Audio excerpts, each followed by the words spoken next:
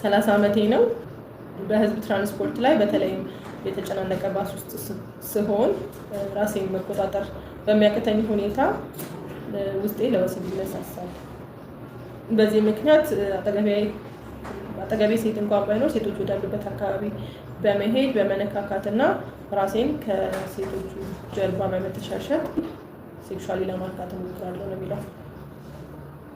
ከዛ በኋላ የሚሰማውን ስሜት ጽፏል እና እፍረትና ከፍተኛ የሆነ ጥፋተኝነት እንዲሁም ፍርሃት እንደሚሰማው፣ ምክንያቱም እዛ ትራንስፖርት ቦታ ላይ መቼም ያለ ፈቃዳቸው እንደዛ የሚነኩ ወይም ሴክሹዋሊ አሶልት የሚደረጉ ሴቶች ደግሞ ያንን በሚያዩበት ሰዓት ሪያክት የሚያደርጉበት መንገድም አንደኛ በጣም የሚያናድድ ነገር ስለሆነ ያንን ሰው እስከ መሟታት ድረስ ይደርሳሉ፣ መሳደብ። ከዛ ሌላውን ሰው እንደዛ አይነት ጉዳቶችን የመደብደብ እና አካል ላይ ጉዳቶችን ጭምር ደርሰውበት እንደሚያውቅ የጻፈልኝ ልጁ እና እኔ ግን ለምንድን ነው እዛ ቦታ ላይ ደጋግመህ የምትሄደው አልኩት። ማለት በተደጋጋሚ ይህንን ነገር እያደረገ ለ7 ዓመታት አካባቢ እንደቆየኝ ነገረኝ እና ለምን ይሄ ሁሉ ጉዳት እየደረሰበት ተመልሶ እዛው ባስ ውስጥ፣ በተለይ ገንዘቡ አለው በነገራችን ላይ ኢቨን የራሱ መኪና ያለው ሰው ነው። ነገር ግን በራሱ ፕራይቬት መኪና ሲጓጓዝ እንደዚህ አይነት ሴክሹዋል ነገሮችን ለማድረግ እድሉን አያገኝም። ስለዛ እሱ የሚመርጠው ምንድነው ቤቱ እንዲያውም በመኪና ይሄድና ከቤቱ ወክላድ ብሎ ነው የሚወጣው። ያው ውስጥ ያለው የሚገፋፋው ሴክሹዋል የሆነ ስሜት፣ ከፍተኛ የሆነ ስሜት ስላለ እሱ ለማርካት ሆን ብዬ ነው አለ ባስ ይዤ ጭራሽ መሄድ የማልፈልግበት ቦታ ሄዳለሁ በባስ ለመጓዝ ብቻ እና በባስ በመጓዝ ሰበብ ደግሞ እዛ ጋር የሚያገኛቸው ሴቶች ላይ ሴክሹዋል አሶልት ወይም ጾታዊ ጥቃት በማድረግ ራሱን ወይም ስሜቱን ለማርካት ነው የሚሞክረው። ስለዛ ለምንድን ነው ተመልሰህ እዛ ቦታ ላይ የምትሄደው? ተደብድቤ አውቃለሁ አለ፣ ተሰድቤ አውቃለሁ፣ ተዋድጄ አውቃለሁ። ኢቭን ይህንን ነገር ሳደርግባቸው ሴቶቹ በሚናደዱበትና ሌላውም ሰው በሚደበድብበት ምናምን ሰዓት ላይ አላረኩም እንዳለ ለራሱ የዘር ፈሳሽ ስለሚፈስና ልብሴ ላይ ስለሚታይ አንዳንዴ ከራሴ አልፎ እንደዛ የሚያደርግባት ሴት ላይ ልብሷ ላይ ስለሚታይ ጭምር ምንም አድርጎ መካድ እንደማይችል እና ብዙ ጊዜ እጅ ከፍንጅ እንደተያዘ ጭምር ኦልሞስት ኤቭሪ ታይም እጅ ከፍንጅ ተይዞ ባሱ ተረብሾ ተበጥብጦ መሀል ላይ አስወጥተው በተታትረው ደብድበው እንደሚሸኙት ጭምር ነው የተናገረው። ግን ለምንድነው ተመልሰህ የምትሄደው ስለው በቃ ውስጤ መቆጣጠር አልችልም፣ ከፍተኛ የሆነ ሴክሹዋል ስሜት አለኝ፣ ውስጤ መቆጣጠር አልችልም። ታዲያ ይህንን ሴክሹዋል ስሜት እኮ አንደኛ ትዳር በመያዝ ወይም ደግሞ ኢቨን የፍቅር ጓደኛ በመያዝ ሴክሹዋል ስሜት ማርካት ይቻላል። ለምንድን ነው ፍላጎት የሌላቸው ሴቶች ላይ ባስ ውስጥ በመግባት በመተሻሸት ይህንን ነገር ለማድረግ የምትሞክረው ምናምን ብዬ ጠየኩትና ምላሹ የነበረው ምንድን ነው ምንም አይነት ያን ያህል አትራክሽን የለውም፣ እንዲሄዱ ከሴት ጋር ጾታዊ ግንኙነት ወይም ሴክስ የማድረግ ፍላጎት የለኝም ለሚለው እሱ ፍላጎቱ የለኝም፣ ነገር ግን የማድረግ ፍላጎቱ ያለኝ ሴክስ ማድረግ ሳይሆን ሄዶ ሴክሹዋል ፍላጎቴን በሆነ መንገድ መግለጽ ነው የምፈልገው እና ያንን ሴክሹዋል ፍላጎቴ ሲመጣ ደግሞ ባስ ላይ ሄዶ የሚያደርገው አክት ወይም ሴቶች ላይ የሚተሻሸው ነገር ነው ለእሱ እንደ ሪሊፍ ውስጡ የታመቀውን ኃይል የሚያወጣለት እና ለዛ ነው ያንን የማደርገው አለኝና ደጋግሞ ይሄዳል። እንዲያውም የሆነ ጊዜ በቦክስ ሁላ ተመትቼ ፊቴ በልዞ ነበር እና አለ። ከዛ ብዙ ነገር አወራን። ምክንያቱም እነዚህ ሰዎች በጣም ሬርሊ ነው የሕክምና ቦታ ላይ ችግር አለብኝ ብለው ለሕክምና የሚመጡት እና በጣም የሚቆጠሩ ሰዎችን ነው የምናገኘው ሕክምና ቦታ ላይ። ምክንያቱም አብዛኛዎቹ ችግራቸውን ይደብቁና ሕክምና ቦታ ላይ ከመምጣት ይልቅ እዛው ልክ አሁን እሱ እንደተናገረው ሰዎች ይደበድቧቸዋል፣ ያጠቋቸዋል። መጠቃታቸው ብቻ አይደለም፣ ያው የሰሩትም ነገር ጾታዊ ጥቃት እንደመሆኑ የሌላን ሰው መብትም እየተጋፉ ስለሆነ ሰው እንግዲህ የህግ ቦታ ይወስዳቸዋል። መታሰርም ብዙ አይነት የቅጣቶችን መቀጣት ድረስ መድረስ የሚያስደርስ አይነት አጋጣሚ ነው እና አይመጡም። ሕክምና ቦታ ላይ መጥተው ሕክምና አያደርጉም እና እዚህ ይህንን ስቴፕ ወስደህ ሕክምና ቦታ ላይ መምጣት ትልቅ ስቴፕ ነው እያልኩኝ እያበረታታሁት ነበረ። ሕክምናውን ጀመረ። ያው መጀመሪያ ኮሚኒኬሽናችን በሶሻል ሚዲያ ነበረ ኮሚኒኬት ያደረገኝ። ከዛ በኋላ በአካል መጣ፣ ታከመ። ያው ሕክምናው በስነ ልቦና ሕክምና በሳይኮቴራፒ እና የእሱ አስፈላጊ ስለሆነ መድኃኒትን መጨመር ነበረበት። መድኃኒትን ማስጀመርኩትና በሚገርም ሁኔታ አሁን ቅድም ሜንሽን ያደረግኩላችሁ ከቤቱ ከስራ ቀን ሙሉ ስራ ሲሰራ ውሎ ወደ ቤት ተመልሶ ነው ድጋሚ ማለት የራሱ መኪና ፓርክ አድርጎ ድጋሚ ወጥቶ ባስ ውስጥ በመግባት ራሱን ለማርካት የሚሞክረው ከሴቶች ጋር ባስ ውስጥ በመተሻሸት ምናምን እና እሺ ያ ነገር በጣም እየገፋፋው ነበር የሚሄደው እና አሁን እንዴት ነው ኢምፕሩቭመንቱ ምናምን ብዬ ክትትል ከጀመረ በኋላ ነገርኩት እና በሚገርም ሁኔታ መድኃኒቱን መጀመሪያ በሳምንቱን ያገኘሁት የተወሰነ እሱም መድኃኒቱን ለማገዝ ራሱንም ለመቆጣጠር ያ ውስጡን የሚገፋፋው የሚወጣጥረው እረፍት የሚነሳው ስሜት ቢኖርም እንኳን ራሱን ለመቆጣጠር እንዲሞክር ምናምን የመከርኩት ምክሮች ነበሩ። እነሱንና መድኃኒቱን አንድ ላይ በማድረግ ለምሳሌ ይህንን ያደርግ የነበረው በየቀኑ ነበረ እና በየቀኑ ከማድረግ ይልቅ በጣም መቀነሱንና በሳምንት ውስጥ ራሱን በጣም ተቆጣጥሮ 2 ቀን ብቻ እንደዛ አይነት ነገር እንዳደረገ እሱንም በማድረጉ ከፍተኛ የሆነ ምንድነው የፍርሃትና የጭንቀት ስሜት ውስጥ እንደነበረ ከዛም ደግሞ ከእምነትም ከባህልም አንጻር የነገር ተቀባይነት የሌለው ነገር ነው። ከዛም አንጻር በጣም ከፍተኛ የሆነ ጥፋተኝነት ስሜት፣ ኃጢአተኝነት ስሜት ጭምር ይሰማው ነበረ። ከዛ በሁለተኛው ሳምንት እያለን ሕክምናው 1 ወር ሲሆነው ጭራሽ ይሄንን ነገር ማድረግ አቆመ። ውስጡም በጣም የሚፈታተነው እና የሚገፋፋው ነገርም በጊዜ ሂደት እየቀነሰ መጣ። እሱም መድኃኒቱን እያገዘ ሳይኮቴራፒው ከመድኃኒቱ ጋር ሰፖርት እያደረገው እና ራሱንም እየተቆጣጠረ ጭምር በጣም የሚገርም ለውጥ አመጣና አሁን በዚህ አይነት ሁኔታ ውስጥ ብዙ ሰዎች በየቤታቸው በር ቆልፈው የሚጨነቁ ሰዎች አሉና ሕክምና አለው። አንዳንዴ ለሰው አውጥተን ማናሳየው ነገር ግን ውስጣችን አምቀን የያዝናቸው ብዙ ችግሮች ይኖራሉ። ታካሚዎች ይመጡና ቢሮ አካባቢ ታሪካቸውን ይነግሩናል እና አሁን እኔ ከሰማኋቸው ታሪኮች ውስጥ የተወሰነውን እንኳን ልንገራችሁ። ግን ከነገሩን በኋላ ፊታችን ላይ የመደንገጥ ስሜት ይኖራሉ ብለው ቼክ ያደርጋሉ። ማለት የእነሱ ስቶሪ ለመጀመሪያ ጊዜ የእነሱን አይነት ስቶሪ ከዚህ በፊት ሰምተን ማናውቅ እና ለመጀመሪያ ጊዜ እየሰማን ያለን ይመስላቸዋል እና ከዚህ በፊት እንዲህ አይነት ታካሚ አጋጥሟቸው ያውቃል?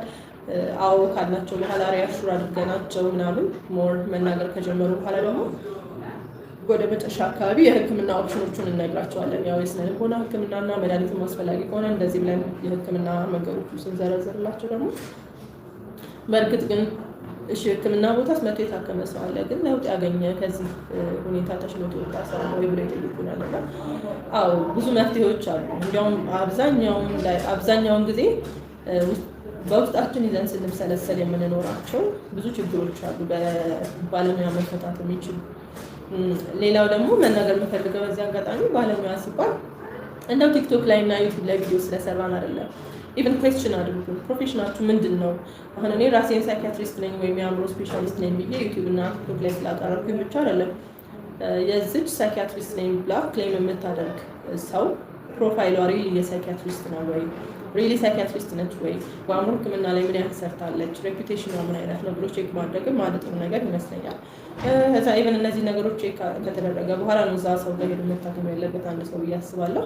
ከዛ በኋላ ሕክምና ቦታ ላይም ከተመጣ በኋላ አብዛኛውን ጊዜ የአእምሮ ሕክምና ራፖርት የሚባል ነገር አለ።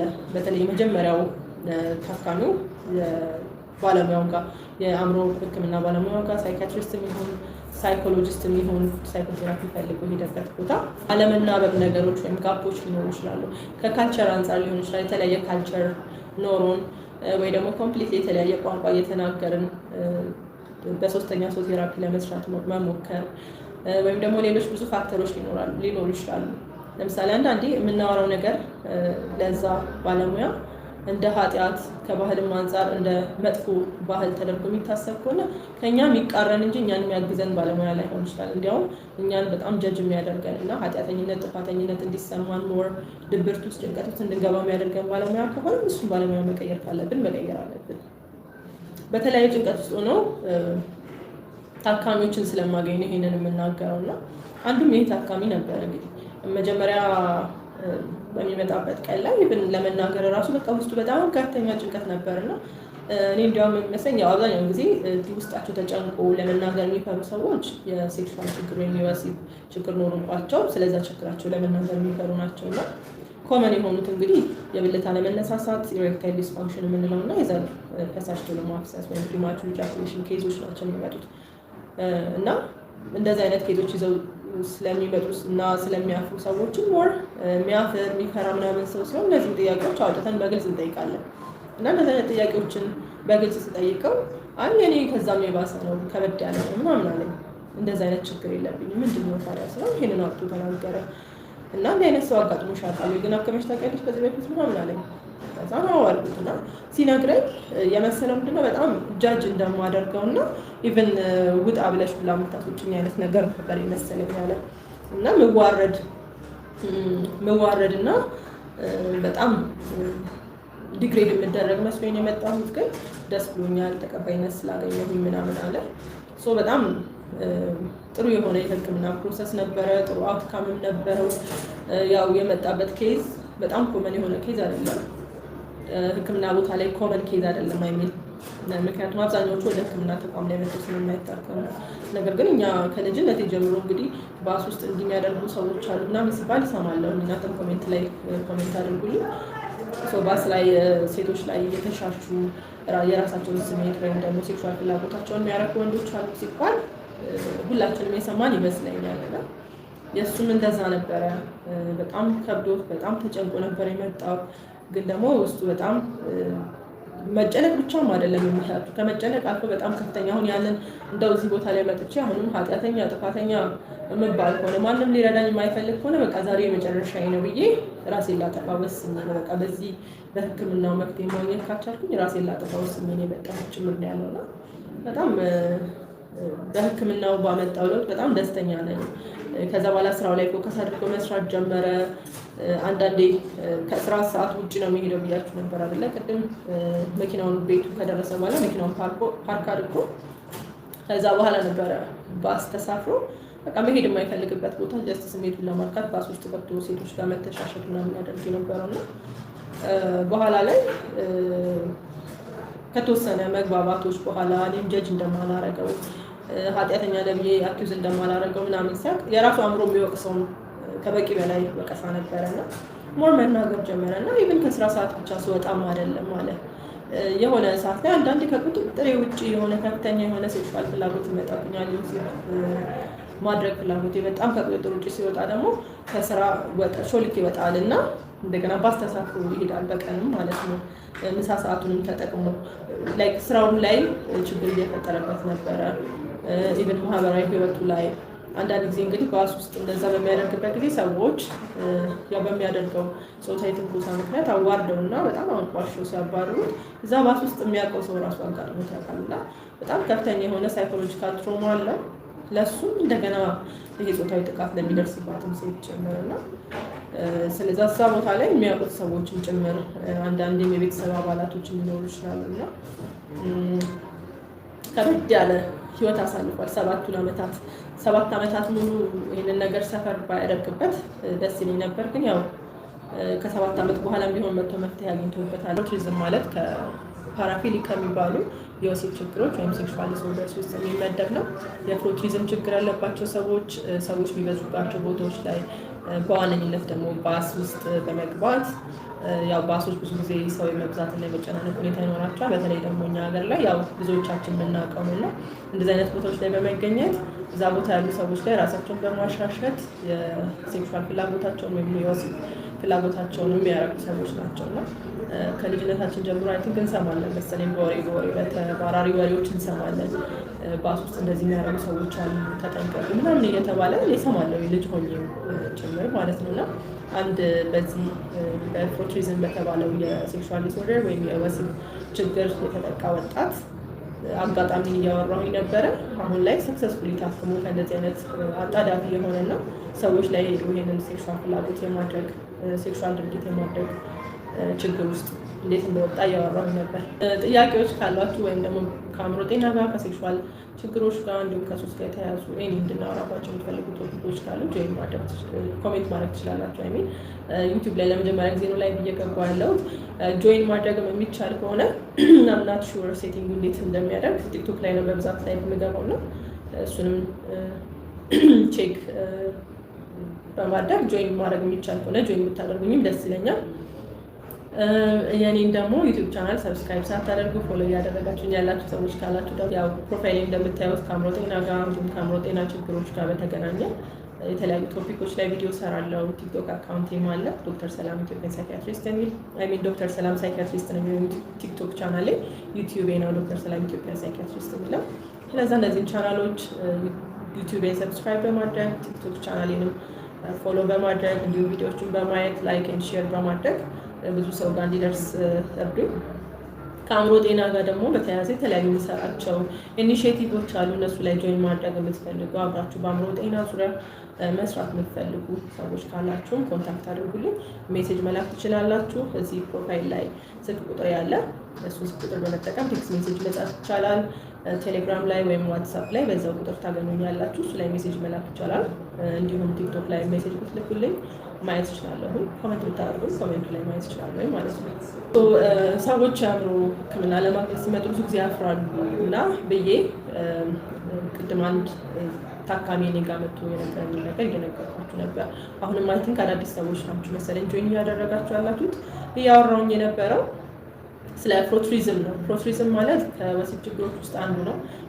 ፓራፊሊያ የሚባሉ የወሲብ ችግሮች አሉ። ከእነሱ ውስጥ አንዱ ፕሮትሪዝም ነው። ስለዚህ ፕሮትሪዝም ማለት እንግዲህ ከልጅነታችሁ ጀምሮ ምናልባት እንደኔ ወሬ እንደዚህ አይነት ወሬ እየሰማችሁ ያደጋችሁ ሰዎች ከሆናችሁ ባስ ውስጥ ወይም ሌሎች የተጨናነቁ ቦታዎች ላይ በመገኘት ሴክሹዋል የሆነ ፍላጎታቸውን ወይም የወሲብ ስሜታቸውን ሰው ላይ በመተሻሸት እና ራብ በማድረግ ራሳቸውን በመፈጠቅ ለማጥፋት የሚሞክሩ ሰዎች ወይም ደግሞ ሌሎች ሰዎች ላይ ፈሳሽ ፍሬ በማፍሰስ በመተሻሸት ራሳቸውን የሚያረፉ ሰዎች ስለነሱ እያወራሁኝ ነበረ። ይህ እንግዲህ ከሴክሹዋል ችግሮች ውስጥ አንዱ ነው። እነዚህን ሰዎች ብዙ ጊዜ ሕክምና ቦታ ላይ አናገኛቸውም። ነገር ግን ያው ማህበረሰቦች ስለሱ ሲያወራ ወሬውን ሲቀባበለው እንሰማዋለን። ወይም ደግሞ ባስ ውስጥ ምናልባት ሴቶች ላይ ሲያጋጥም ወንዶች የምትሆኑ አይታችሁ ሊሆን ይችላል። ሴቶች ደግሞ ራሳችሁ ሊያጋጥሟችሁ ሊሆን ይችላል እና እነዚህ ሰዎች እንግዲህ አብዛኛዎቹ ኦልሞስት ሁሉም ማለት በሚቻል ደረጃ ወንዶች ናቸው። ባስ ውስጥ በመግባት ራሳቸውን ያው ባስ ውስጥ ብዙ ጊዜ በጣም ብዙ ሰው ይበዛል እና በተለይ ደግሞ እኛ ሀገር የታወቀ ነው አይደል? ባስ በጣም ተጨናንቆ እንዲሁም አንዳንዴ እንዲያውም በሩ ሁላ ለመዝጋት እስከሚከብድ ድረስ ሰው በጣም ይሞላል እና በእንደዚህ አይነት ሁኔታ ላይ እዛ ቦታ ላይ ያሉ ሴቶች ላይ ራሳቸውን በመተሻሸት እና ራብ በማድረግ ሴክሹዋል ፍላጎታቸውን የሚወጡ ሰዎች አሉና እነዚህ ሰዎች የሴክሹዋል ችግር ወይም ሴክሹዋል ዲስኦርደር ያለባቸው ይሄ በሽታ ነው፣ ፕሮትሪዝም ይባላል እና ይህ ችግር ያለባቸው ሰዎች ናቸው። ይህ ችግር ያለባቸው ሰዎች ደግሞ እርዳታ ያስፈልጋቸዋል። ሕክምና አለው፣ በሳይኮቴራፒ በስነ ልቦና ሕክምና ማለት ነው። እንዲሁም በመድኃኒት ሕክምና በታገዘ ሕክምና መታከም ይችላሉ እና ሰክሰስፉሊ ስላከምኩት አንድ ታካሚም የተወሰነ እየነገርኳችሁ ነበረ። አሁን ቅድም ልጁ የሚያደርግ የነበረውን እንግዲህ አዳዲስ ሰዎች ጆይን እያደረጋችሁ ስለነበረ ድጋሚ ሜንሽን ማድረግ ካለብኝ ሜንሽን ላድርገው። በጣም ወጣት ነው፣ ወደ 30 ዓመት አካባቢ ነው እና ስራውን ይሰራል። ቀን ላይ ፕሮፌሽናል ነው፣ የራሱ የሆነ ጥሩ ገቢ የሚባላል ነው እና ጠዋት ወደ ስራው ይሄዳል። ከስራው ሲመለስ የራሱ የግል መኪና አለው። ቤቱ የግል መኪናውን ያቆምና ተነስቶ ባስ ይሳፈራል። ባስ ይሳፈርና ይዞራል። በቃ የሆነ ቦታ መሄድ ፈልጎ አይደለም። ያ ባስ ውስጥ የመግባቱ መንስኤው ምንድነው? ከፍተኛ የሆነ ሴክሹዋል ፍላጎት አለው ውስጡ የታመቀ እና ያንን ፍላጎቱን ደግሞ የሚወጣው ባስ ውስጥ በመግባት እዛ ባስ ውስጥ ሲጨናነቅ ሴቶች ላይ ራሱን በመተሻሸት ስሜቱን ያደርጋል ማለት ነው። ያንን ነገር ያደርጋል። በተደጋጋሚ ለ7 ዓመታት ይህንን እያደረገ ኖረዋል። ውስጡ በጣም ከፍተኛ የሆነ የሴክሹዋል ፍላጎት አለ። የሴክሹዋል ፍላጎቱን ግን ለማሟላት ሴቶች ጋር መተኛት ወይም ሴክስ ማድረግ አይደለም፣ ወይ ትዳር መያዝ አይደለም። ፍላጎቱ ሄዶ ባስ ውስጥ ያለምንም ቆይታ ሌላ ቦታ መሄድ ምናምን ፍላጎት ኖሮ ሳይሆን ጀስት ራሱ ሴቶች ላይ በመተሻሸት የሴክሹዋል ፍላጎቱን ለማርካት ሴቶች ላይ ይተሻሻል፣ ዘር ፈሳሽ ፍሬ ያፈሳል፣ እዛው ራሱን ያረካል ምናምን። በዛ ምክንያት ደግሞ በጣም አሳፋሪና አጸያፊ ስራ ስለሆነ የሚሰራው የሚያደርሰውም ጾታዊ ጥቃት ነው። ሴክሹዋል አሶልት ሴቶች ላይ የሚያደርሰው እና እዛ ቦታ ላይ ሴቶቹ በእርግጥም በጣም የተለየ አይነት ሰው መተሻሸት ከግንባቸው ሲተሻሻቸው ምናምን ያው የሆነ ሰዓት ላይ ኖቲስ ያደርጉታል። በዛ ምክንያት ባስ ውስጥ ትልቅ ችግር ይፈጠራል። ከእሱ ጋር መጋጨቶች ይኖራሉ፣ ስድቦች።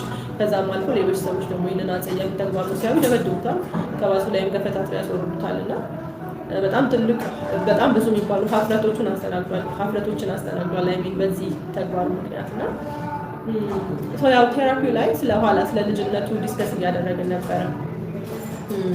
በዚህ አጋጣሚ የዚህን ወጣት ታሪክ የምነግራችሁ ፈቃደኛ ስለሆነ ችግር ነው። ስሙን በሚስጥራዊነት ይዤው ነው። እድሜውንም ራሴ ኖቲስ በማይደረግ ሁኔታ ጀስት አድርጌ ነው እየነገርኳቸው ያሉት። ያው ወጣት ነው። ወደኋላ ሄጄ ታሪኩን ስጠይቀው ምንድን ነው ያለው፣ በልጅነት እንዴት ነበረ አስተዳደግ ካልኩት፣ ያሳደጉት ቤት ውስጥ ሴቶች ናቸው። አባቱ በህይወት የለም። ቤት ውስጥ እናቱ ነች ያለችው እና ሌሎች 4 ወይ 5 እንደዚህ አክስቶቹ የአክስቶቹ ልጆች ምናምን አሉ፣ እህቱ አለች ምናምን እና ቤት ውስጥ ሲያድግ ሁሉም በአካባቢ ያለው ሰው ሴቶች ናቸው እና ከእነሱ ጋር ይተኛ ነበረ በልጅነቱ ህፃንም ብያለ። ከዛ ቲኔጀር ከሆነ በኋላ ከእናቱ ጋር ከአክስቱ ጋር ከከዝኖቹ ጋር ከእህቶቹ ጋር ምናምን ይተኛ ነበረ። ምንድን ያለው በእርግጥ ከእናቴና ከእህቶቼ ጋር ስተኛ ያን ያህል ሴክሹዋል የሆነ ስሜት ተሰምቶኝ አያውቅም ማለት። ነገር ግን ከአክስቶቼ ጋር በምተኛ ሰዓት አክስቶቼ ሲያቅፉኝ ወይም ደግሞ እኔ ሳቅፋቸው በጣም ከፍተኛ የሆነ የስሜት መነሳሳት ያስተውላል። አንዴ ቅርታ መስኮት ልዝጋ፣ ሙዚቃ እያረበሸ ነው።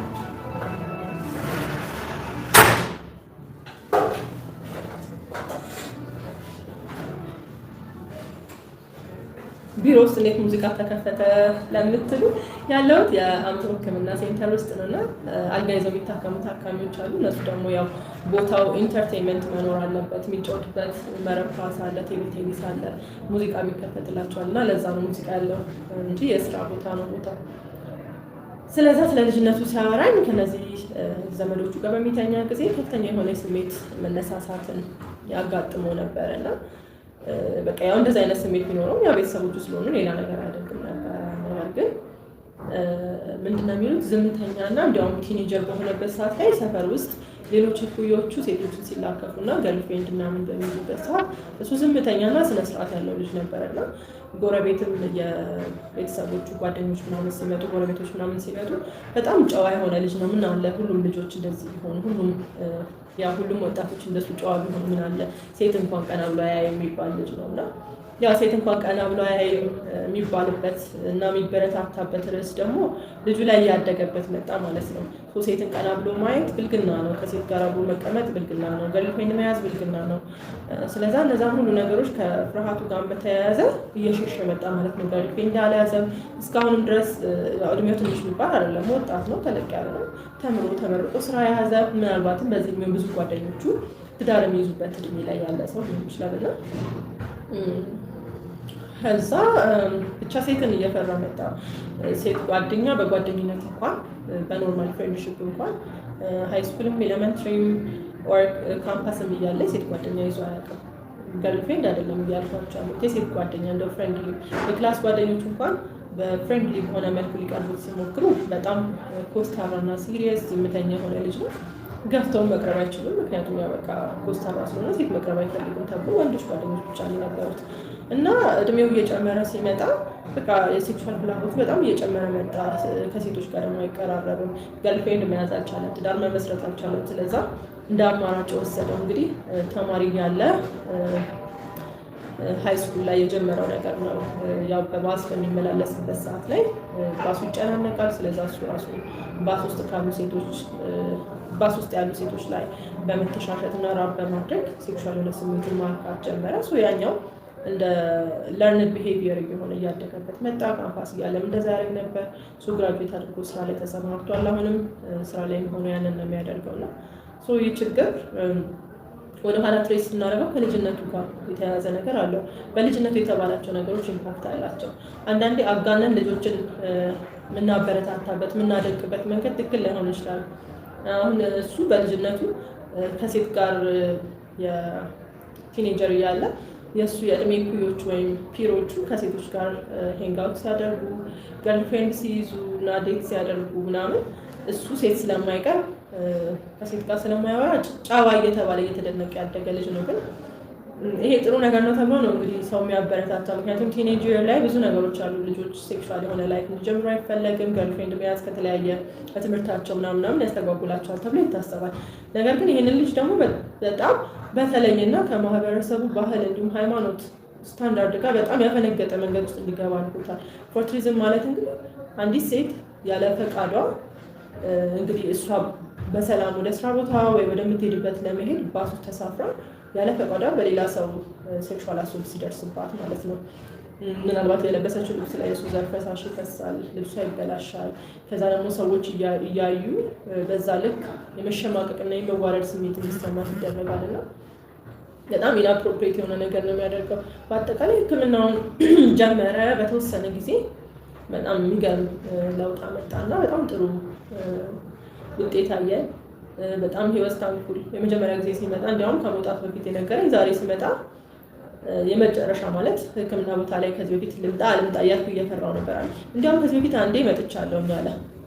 መጥቶ ምንድን ነው እዛ ሆስፒታል ላይ የመንግስት ሆስፒታል ነበር እና የመንግስት ሆስፒታል ላይ መጥቶ ምንድን ነው የሆነው ተማሪዎች ነበር። የመንግስት ሆስፒታል ላይ ካያችሁ የሕክምና ተማሪዎች አሉና ፔሸንት ምናምን በሚታይበት ሰዓት ላይ ቁጭ ይላሉ። ያው መማርም ስላለባቸው የፔሸንት እንዴት አድርገው የፔሸንት ሂስትሪ መውሰድ እንዳለባቸው፣ ክለርክ ማድረግ እንዴት ማከም እንዳለባቸው እነሱ መማር ስላለባቸው ቁጭ ይላሉና ስመጣ በጣም 5-6 ተማሪዎች ነበሩና ከዛ ደግሞ የሚያክመውም ሐኪም አለ። በዛ ሁሉ ሰው ፊት ማውራት አልችልም እና ተማሪዎች ውስጥ አንዴ ወጥተውልኝ ማውራት የሚችል ከሆነ ሲባል ነው የሕክምና ትምህርት ቤት ስለሆነ እዚህ የሕክምና ትምህርት ቤት ውስጥ ደግሞ ተማሪዎች ባሉበት ነው ታካሚ የሚታየው። በእርግጥ እንደዛም ነው የሕክምና ትምህርት ቤት ውስጥ ባሉ የሆስፒታሎች ከሕክምና ትምህርት ቤት ጋር የተያዙ ሆስፒታሎች ላይ ሄዶ መታየት የሚፈልግ ታካሚ ያው ተማሪዎች ባሉበት እንደሚታከም ግልጽ የሆነ ኢንፎርሜሽን አለ።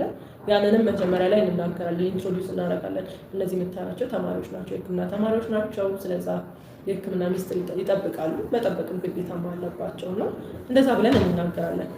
ሶስቱ ያጋጠመው ያ ነው። ሲመጣ የሕክምና ተማሪዎች ባሉበት ነበር። ስለዛ እሱ ደግሞ በጣም የሚያፍርበት እና በጣም ፐርሰናል የሚለው ጉዳዩ ነበር እና መናገር አልፈለገም።